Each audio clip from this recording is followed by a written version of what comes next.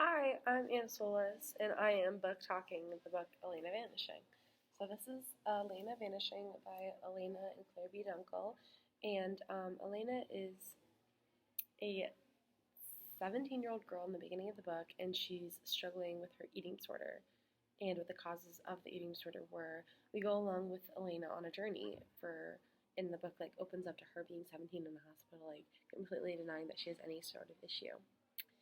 We discover secrets that her mind has hidden to protect her, and we get to hear her internal thoughts. So all of the internal struggles and thoughts that she goes through in the book, it is written out, and it sometimes can be pretty hard to read because it's like aggressive and just like the dirty parts and thoughts of her mind. But it's like very interesting. So one of the main things that this book does is it does not glorify eating disorders. It shows the raw truth of someone fighting against one, and that and hers was formed due to the sexual assault she endured in her young age. It formed as a sense of control for Elena to have, and she ended up just fighting herself, but it's something that she needed to do.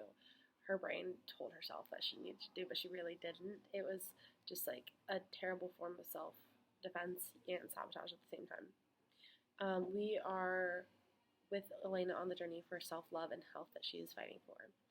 I would personally recommend this book to someone that wishes to further educate themselves on the mind of someone with an eating disorder or someone that has a loved one that has an eating disorder.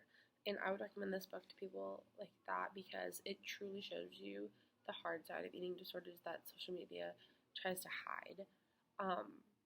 Sometimes the book was really painful to get through, but I thought that it was worth it in the end because it it takes you through what her life was with it, and then kind of like the inside of like what her family had to go through as well, and like her childhood and going through like healthcare centers and whatnot.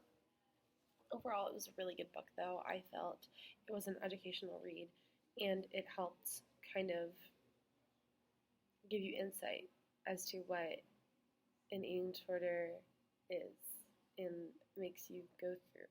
Because like someone with an eating disorder does not have regular thoughts according to their self-image, their self-worth, and it's okay.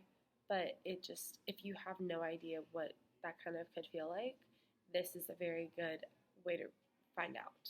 So I highly recommend this book to people who wish to further educate themselves on this sort of topic, whether that be primarily educational reasons, one of your loved ones may be suffering through something like this, or even if you are and you want something to kind of relate to.